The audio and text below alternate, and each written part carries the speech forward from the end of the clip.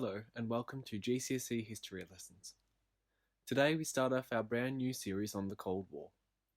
In this lesson, we'll take a look at two of the main ideologies or ideas of the Cold War, capitalism and democracy. By the end of this lesson, you should be able to define capitalism and democracy and be able to identify their strengths and weaknesses. During the Cold War, people and countries were pressured to align themselves with the United States of America, the USA, or the Union of Soviet Socialist Republics, the USSR, which had very different competing ideologies. It's therefore important that we understand the ideas central to the Cold War before we look at what happened. The ideas we will look at today were the ideologies followed by the USA and its allies. Let's start with what these two ideas mean. Capitalism is an economic system in which the country's trade and industry are controlled by private owners or businesses for profit, rather than by the government.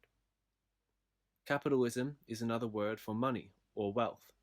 So, capitalism is where people create businesses or buy and sell things with the goal of making themselves wealthy. Most countries in the world today are capitalist. Democracy is a political system in which the people of a country elect their government by voting in an election. Demo comes from the Greek word demos, meaning the people, and krasi comes from the Greek word kratia, meaning power. So democracy simply means power of the people. Great.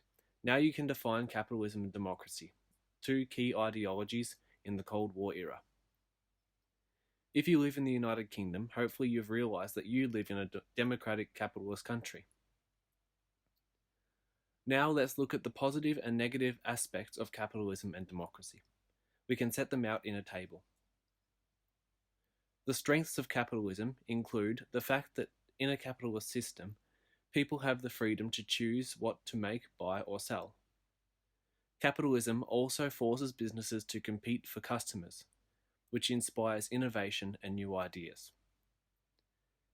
People have more choice over career pathways in capitalist societies, and individuals can grow their wealth to achieve a better quality of life. The weaknesses of capitalism include weak government regulation. This means employees and the environment can be exploited or taken advantage of, since there aren't many rules employers need to follow. In a capitalist society, people with less money have a lower quality of life, so the system allows inequality. And finally, the government has less control over the economy.